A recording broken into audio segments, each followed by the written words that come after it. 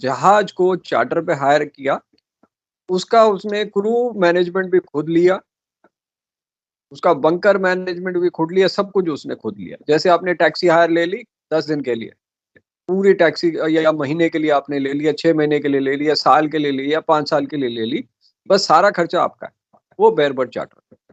आपके 2 और चार्टर आते हैं, voyage charter, time charter.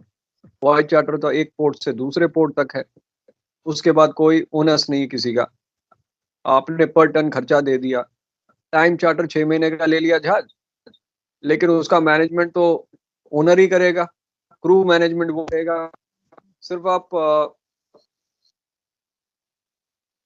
Bunker आप दोगे और फ्रेश वाटर ओनर देगा, टैंक क्लीनिंग का पानी आप दोगे।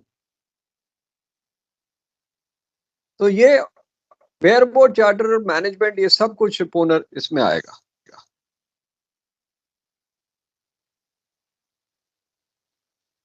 अब आता है रिस्पॉन्सिबिलिटी ऑफ शिप ओनर।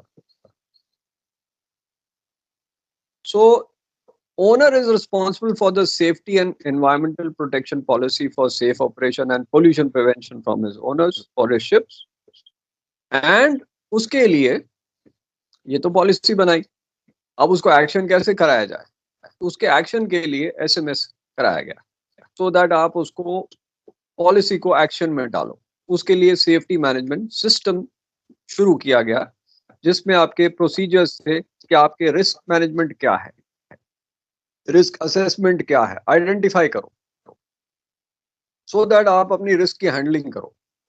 तो रिस्क असेसमेंट भी आईएसएम का पार्ट है।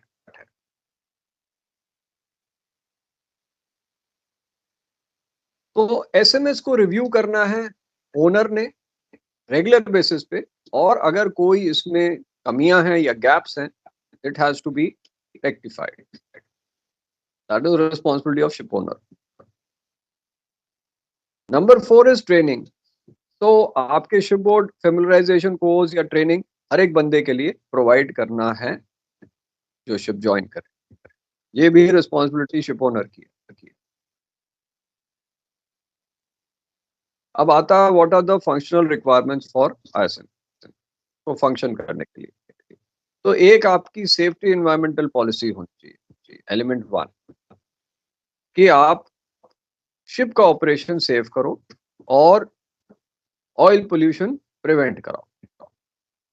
तो ये बेसिकली शिप ओनर डेवलप करेगा for ship all his ships as well as shore organisation. Shore organisation के लिए भी सेफ्टी एनवायरमेंटल प्रोटेक्शन पॉलिसी होगी। ये नहीं कि आपका सुपरिटेंडेंट अनसेफ चीजें बोल रहा है जहाज वालों को, he has to see that he is saying whatever is safe, not they वो सेफ्टी की बात ही नहीं करे और बोले हाँ भाई कट शॉट करो, जो नॉर्मली आपके सुपरिटेंडेंट करते हैं, फोन पे बोल देते हैं ऐसा करो और ऑफिशियली कुछ नहीं बोलेंगे ताकि बच जाए। एक्चुअली ऐसा होना नहीं चाहिए, बट फिर भी करते हैं जहाज वाले। सुपरिटेंडेंट मास्टर कहता था ऐसा कराओ और उसके कारण एक्सीडेंट हो जाता, फिर बोलता मैंने तो कुछ बोला ही नहीं। तो वो नहीं होना चाहिए। और इसको जो आप पॉलिसी बनाओगे, it should be approved by the flag state as required by SOLAS. So that is element 1, which is safety environmental protection policy. Element 2 है SMS. SMS क्या है? इस सेफ्टी मैनेजमेंट सिस्टम जिससे आपने जो पॉलिसी बनाई उसको कैसे इंप्लीमेंट किया जाए, उसको एक्शन में कैसे लाया जाए, उसके लिए SMS है। तो it is part of ISM and it is basically of making your policy of safety into action. तो इसमें आपका एक शोर डिपार्टमेंट जिसको देखना है डीपीए को, और शिप है जो मास्टर करेगा उसको देखिएगा। So the procedures by the owner should be for the entire company, not only for ship or shore, but both. तो SMS को फ्लैग स्टेट अप्रूव करेगा and that should be as per the ISM code.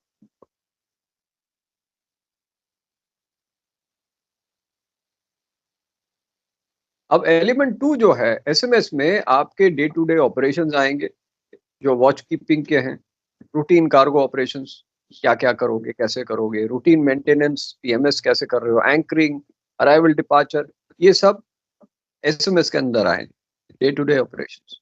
फिर आपके critical operations आएंगे जिसमें ज्यादा risk का level है, जैसे बंकरिंग है, एसटीएस ऑपरेशन है, एंट्री इनटू एनक्लोज स्पेसेस है, नेविगेशन इन रेस्ट्रिक्टेड विजिबिलिटी है। ये when you got heavy weather post 6 or above, that will also come under element 2. Then your contingency plans will come in element 2 of ISM, which is your abandoned ship, fire, collision, grounding, man overboard, बहुत सारे हैं. Going to ice and all, ice navigation and all, there'll be emergency contingency plans. You got almost 30 to 40 contingency plans. फिर आता है element 3 कि आप उसके records कैसे मैनेज करो, क्योंकि बगैर एविडेंस के काम नहीं हो सकता. आपने कहा आपने किया, लेकिन क्या रिकॉर्ड्स हैं जो आप कर रहे हो, तो प्रूफ होना चाहिए उसका. तो प्रूफ क्या है? शोर साइड का रिस्पॉन्सिबिलिटी ईपीए का है और शिप साइड का मास्टर की रिस्पॉन्सिबिलिटी. और इसको वेरीफाई करेंगे फ्लैग स्टेट, जब भी ऑडिट होगा उसको वेरीफाई करेगा कि आपके रिकॉर्ड्स बराबर हैं कि नहीं है.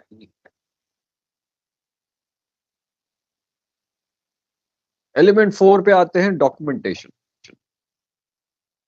तो conforming implemented the promise as required by rod. तो आपके डॉक्यूमेंट्स होने चाहिए जिसमें डॉक्यूमेंट ऑफ कंप्लायंस है. मैं क्लियर आपको अभी समझाऊंगा what is document of compliance and what is safety management certificate. ये जहाज में होना चाहिए. हर एक शिप के पास एसएमसी का डॉक्यूमेंट ओरिजिनल होगा, डॉक की कॉपी होगी, क्योंकि डॉक ओरिजिनल होगा शोर के लिए और एसएमसी होगा शिप के लिए. लेकिन अगर डॉक जो है हर एक शिप टाइप के लिए हो, जैसे आपके जनरल कार्गो वेसल के लिए एक डॉक होगा, 5 जहाज है, एक डॉक होगा हर एक जहाज का. कंपनी के पास होता है ना, मैनेजमेंट हाँ कंपनी यूज सेंडर्स. हाँ, मैनेजमेंट कंपनी या जो ओनर होगा, ओनर या वो आपको मैनेजमेंट कंपनी जो भी है वो बेचते हैं. आपको वो भी दिखा देते हैं. ये क्लैरिफाई हो जाएगा डॉक क्या है और एसएमसी क्या है. जो मैंने बनाया हुआ है डायग्राम, उससे आपको क्लियर हो जाएगा कि डॉक क्या है, क्योंकि कई लोग कंफ्यूज हो जाते हैं डॉक किसके पास होगा और एसएमसी किसके पास होगा. तो एक बार ये दिखा देता हूं आपको.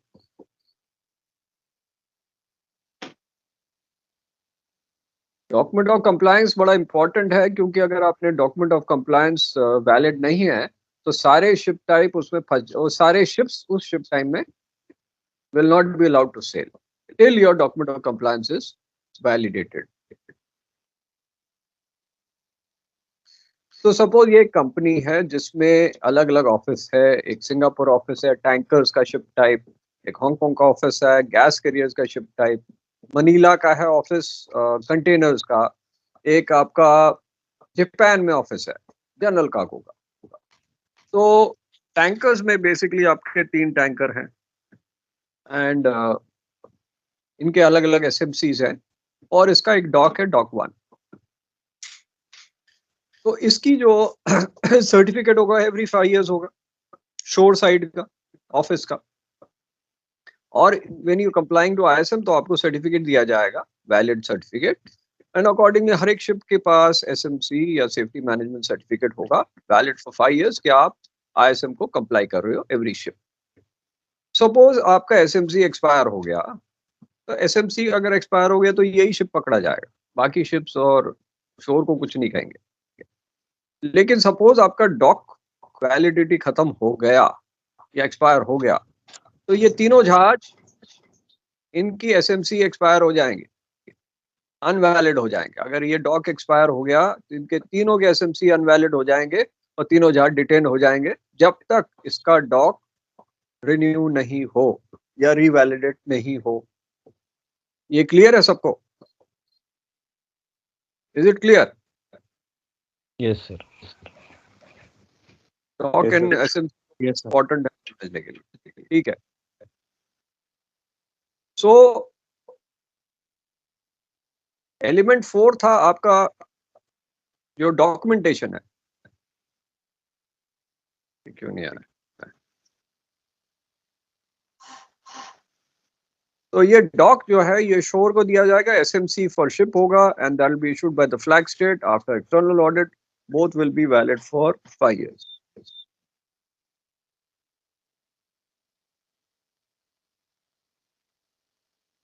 अब एलिमेंट 5 आ गया रिव्यू ऑफ एसएमएस, जो आपका डीपीए करेगा शोर के लिए, शिप के लिए मास्टर करेगा, जो आपके इंटरनल ऑडिट से वेरीफाई होगा कि आप सही हो कि नहीं, इसमें कुछ एरर्स हैं या इसमें कोई नॉन कंफर्मिटी है तो उसको ठीक कराओगे आप बिफोर द ऑडिट,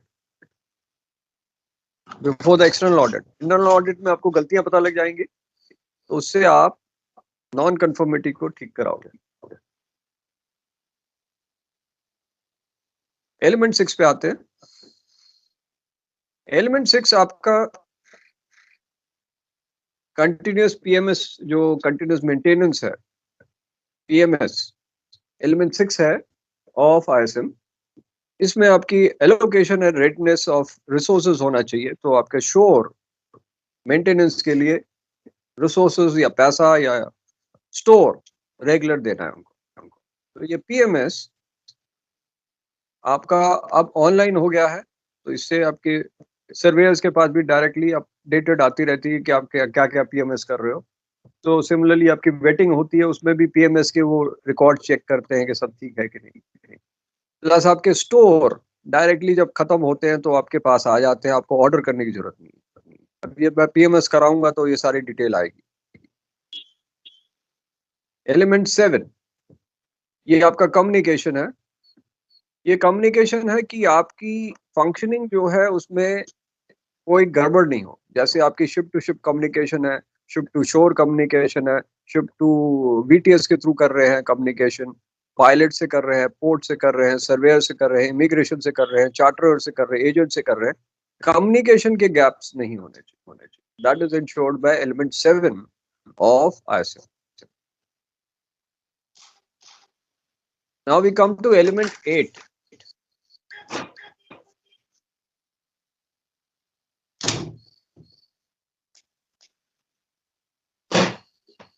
तो एलिमेंट 8 इज ट्रेनिंग। तो जो भी पर्सन ऑन बोर्ड है, everyone should have proper training, including the shore staff, जिसकी रिस्पॉन्सिबिलिटी डीपीए की है, और मास्टर की ऑन बोर्ड शिप्स है, जिसमें आपकी फेमिलराइजेशन ट्रेनिंग होगी हर एक आइटम की। तो आपके अगर टैंकर्स में ज्वाइन कर रहे हैं तो उसके फेमिलराइजेशन सर्टिफिकेट हर एक इंडिविजुअल सी फेरर के पास, इंक्लूडिंग क्रू, सबकी फेमिलराइजेशन ट्रेनिंग होनी चाहिए, इंक्लूडिंग गैली, सबकी होनी चाहिए। Assure and on board safety meeting होनी चाहिए, सेफ्टी कमेटी होनी चाहिए, सेफ्टी लिटरेचर होना चाहिए, सेफ्टी पोस्टर होना चाहिए, सीबीटीज होने चाहिए, ड्रिल्स होने चाहिए, ऑन बोर्ड प्रैक्टिकल ट्रेनिंग होनी चाहिए, कॉन्फ्रेंस जो शोर के लिए होगा, सेमिनार वर्कशॉप शोर के लिए।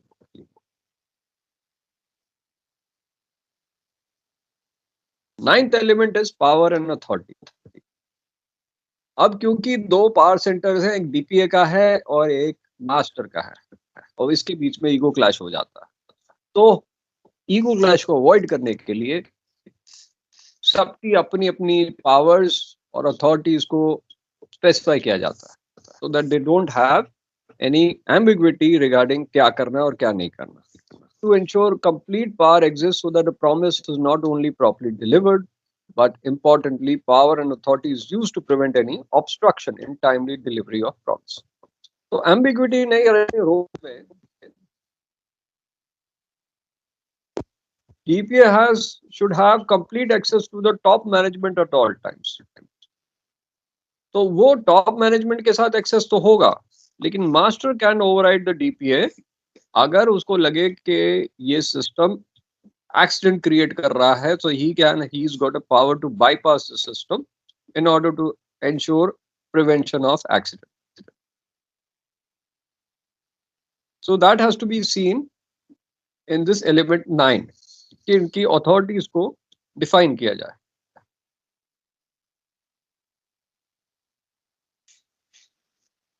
So anybody's got question इसमें अभी तक क्लियर है सबको? Yes, sir. Okay. Yes, sir. Clear. Clear sir.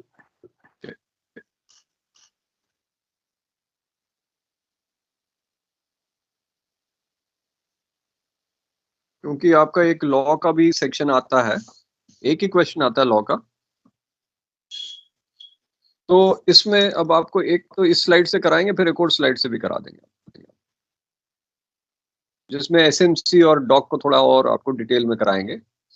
सो आईएसएम कोड में बेसिकली ऑब्जेक्टिव्स क्या है कि सेफ वर्किंग प्रैक्टिसेस होना चाहिए ऑन बोर्ड, एनवायरनमेंट सेफ होना चाहिए, safeguard against identified risk, इसके लिए आप रिस्क असेसमेंट करते हो, continuously improve safety management skills on board, contingency plans आप बराबर बनाओगे for environmental protection and safety on board ships. So basically क्या है कि इसमें आप नहीं कह सकते कि it's all embracing piece of legislation, ये नहीं कि सब कुछ सही है, आप फोकस करोगे कंप्लायंस पे, क्योंकि आप मैंडेटरी रूल्स है, रेगुलेशंस है, जिसमें आपके कोड्स को लिया जा रहा है, गाइडलाइंस को लिया जा रहा है, standards by IMO, flag state classification society, maritime industry organisation को डिटेल में लिया जा रहा है। तो एसएमएस क्या करता है बेसिकली, आप देखता है कि आप सब चीज को कंप्लाई कर रहे हैं, ये नहीं कि शिप की करी और शोर अथॉरिटीज का नहीं किया या इंटरनेशनल चीजों का नहीं किया, तो आपको सबको कंप्लाई करना है। तो आपके जो शिप पे प्लान्स बनेंगे, एक आपका शिप बोर्ड ऑपरेशन के लिए बनेगा जो नॉर्मली स्टैंडर्ड ऑपरेटिंग प्रोसीजर्स है, पोर्ट में क्या क्या करोगे उसके लिए, सी के लिए प्रिपेयर कैसे होगे,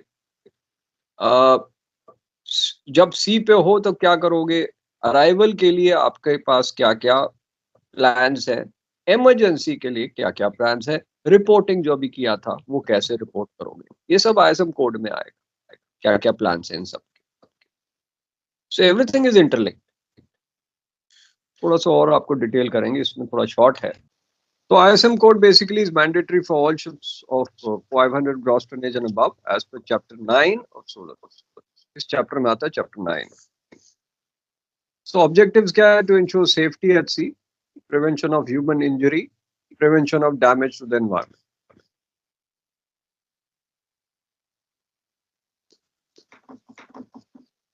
Objectives अभी आपके हो गए थे, SMS भी हो गया, तो SMS की definition हो गई, it is an organized system planned and implemented by the shipping company to ensure safety of ship and marine environment. So that is the definition of SMS.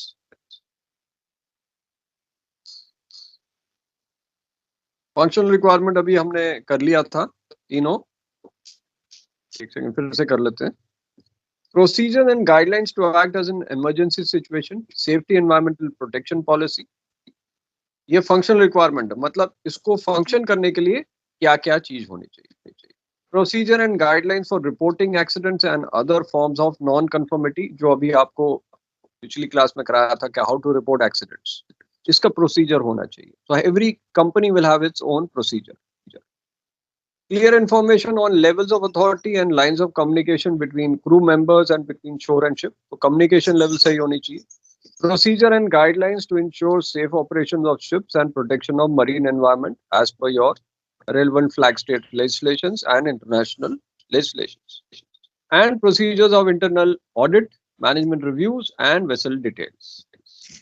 तो SMS सिस्टम में ये सारी चीजें आएंगी, vessel management कैसे होगा, rules regulation आप follow कर रहे हो, PMS आएगा, ऑडिट आएगा, सेफ्टी इंस्पेक्शंस आएंगे, वेसल कंडीशन रिपोर्ट्स आएगी, सर्वेज आएगी, जो ESP है या कैश कैप है वो सब भी आएगा इसमें, and ships owner reporting system भी इसमें आएगा SMS।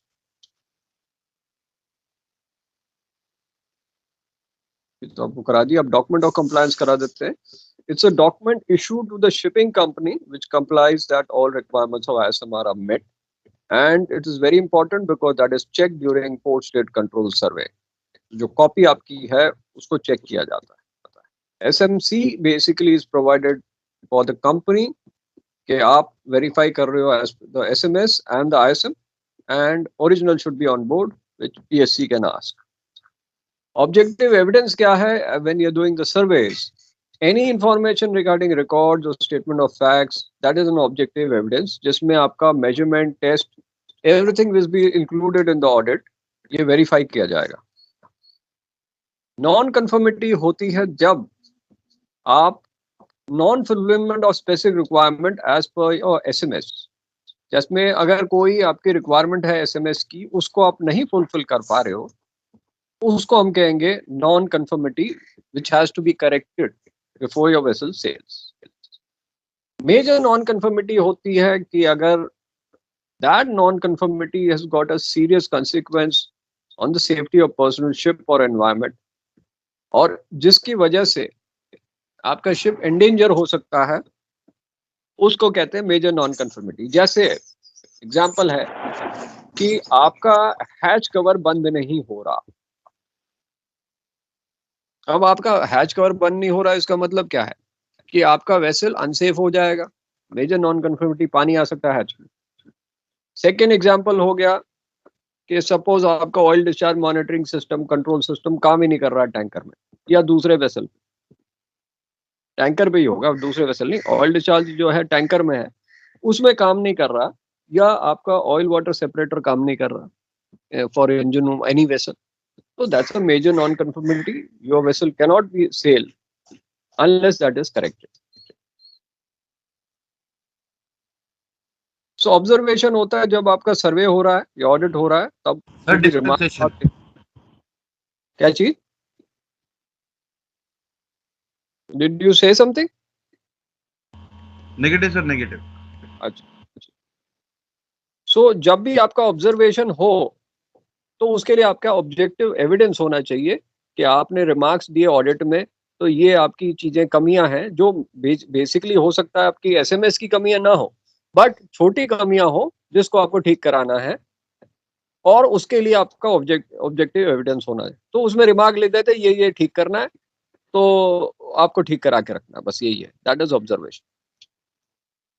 DPA is the person who is basically a key person as per SMS, and he is implementing SMS on board. He will maintain safety culture, and he'll verify and monitor all your safety pollution prevention activities, plus he'll have a direct contact with the top management. So he's a conduit, he's an independent individual, and he'll verify that SMS is functioning adequately. सब आप लोगों को पता है, लेकिन फिर भी एक बार बता दें। He's got access to highest level of management. He provides resources and support, and he is responsible and has authority. अब ये जरा बता दे, क्योंकि जब आपका आईएसएम का एग्जाम आता तो ये 13 क्लॉजेस जरूर लिख लें, एंड इसको कई बार आता है how you implement ISM on board, तो इस बेसिस पे आप एक्सप्लेन करके लिख सकते हो। बेसिस द 13 क्लॉजेस, इसको एक्सप्लेन करो इन डिटेल, बिकॉज 25 नंबर करने हैं तो इसके 13 पॉइंट है, 13 पॉइंट को एक्सप्लेन करो इन डिटेल कि आप इम्प्लीमेंट कैसे करोगे ऑन बोर्ड शिप। तो आपके objective, application and functional requirement है, तो फंक्शनल रिक्वायरमेंट की डिटेल आप लिख दो इसमें, जो फंक्शनल रिक्वायरमेंट है उसको आप कैसे कंप्लाई करोगे।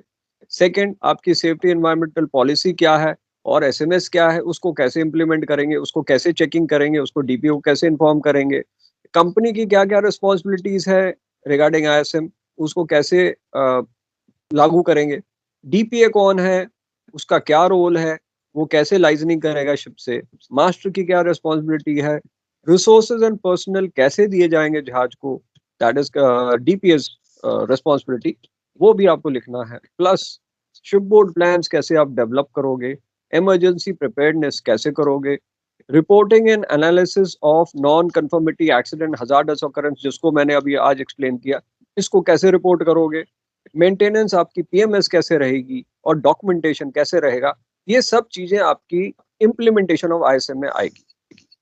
डॉक्यूमेंटेशन में आपका डॉक एंड एसएमसी होगा, कंपनी कैसे वेरीफाई करेगी, और सर्टिफिकेशन और verification and control, port state control कैसे करेगा एंड फ्लैग स्टेट कैसे करेगा, ये सब चीजों को आप क्लियरली वेरीफाई, इसका पूरा डिटेल लिखोगे तो अब आपको 25 नंबर से कुछ मिल सकते हैं अच्छे number, basis all this 13 clauses. ठीक है, तो आंसर में ये सब पॉइंट्स लिख के इसको अच्छी तरह एक्सप्लेन करना है। ऑब्जेक्टिव एसएमएस हो गया था, मास्टर रिस्पॉन्सिबिलिटी आ जाता है, implementing safety and environmental policy, motivating the crew, issuing appropriate order instruction in clear simple manner. ये मैंने कहा था कि जो आपके जो इंस्ट्रक्शंस हो गए मास्टर के ऑर्डर्स के, वो क्लियर होने चाहिए, एम्बिगुअस नहीं होने चाहिए, कोई शशि थरूर की लैंग्वेज मास्टर को नहीं यूज करनी चाहिए, it should be clearly understood. You should verify the specific requirements of SMS are observed, review the SMS regularly और उसकी deficiencies TPA को भेजनी है।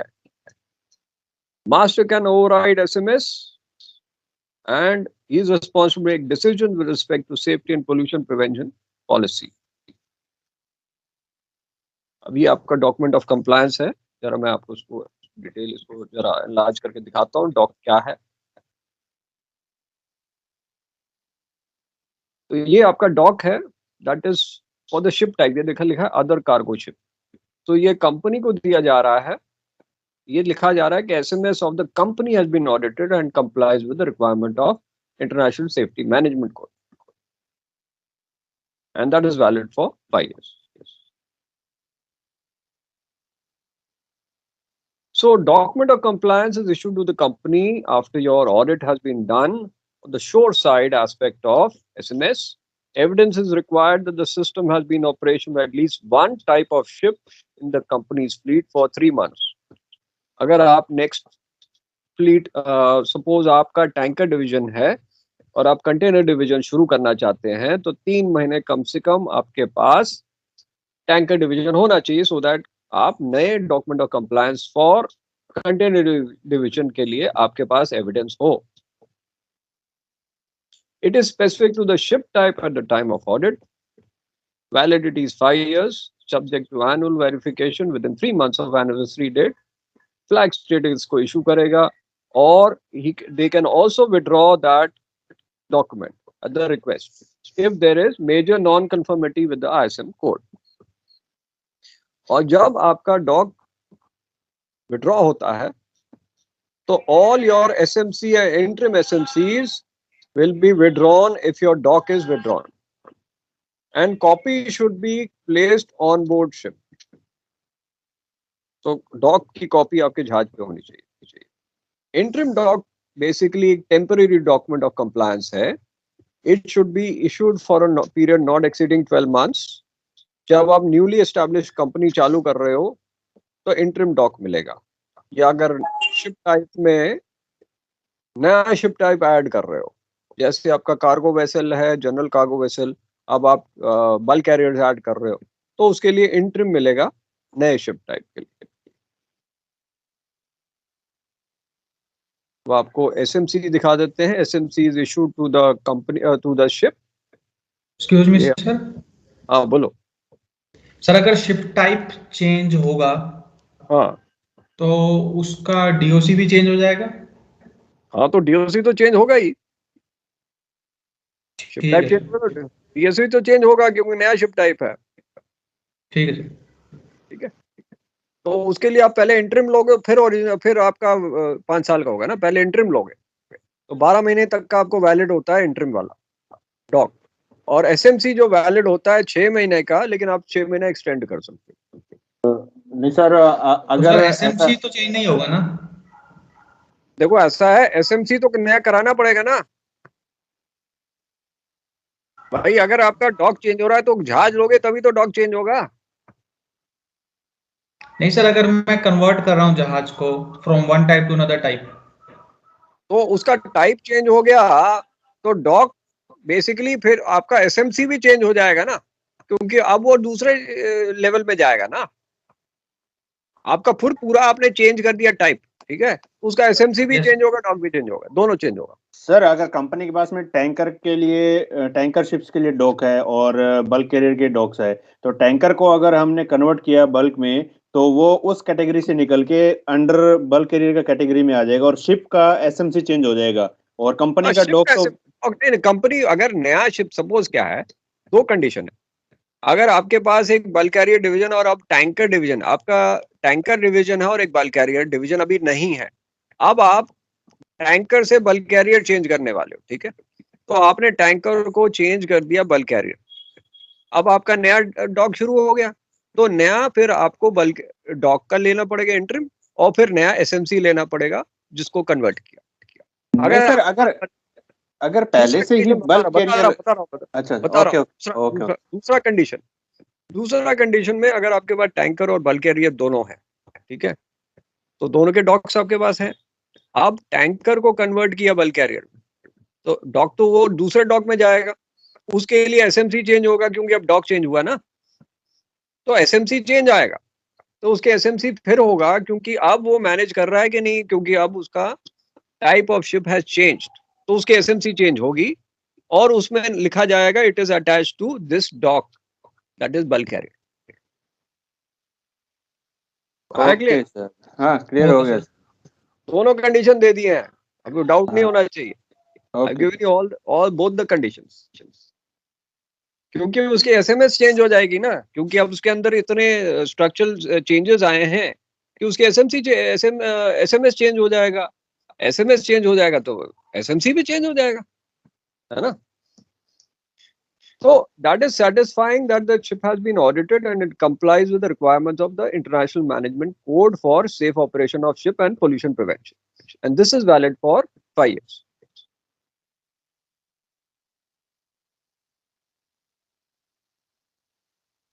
So SMC is issued to each ship following an audit. It's an evidence that SMS has been in operation 3 months before audit. Valid dock is mandatory. अगर dock expire हो गया तो फिर ये आपका ये भी expire हो जाएगा. Valid for 5 years. Interim SMC is issued by the administration for a period not exceeding 6 months, जिसको हम 6 महीने और extend कर सकते हैं at the request. So it is issued for new ships on delivery. When a company takes on responsibility for the operation of ship which is new to the company, or when the ship changes flag, तब भी SMC होगा, और when the ship changes type तब भी होगा. इसमें ship changes type का नहीं डाला है, but even when it changes type then also. वो रेयर होता है जब शिप टाइप चेंज होता है, फ्लैग चेंजिंग तो बहुत रेगुलर होता है. तो ISM code is linked with OPA 90.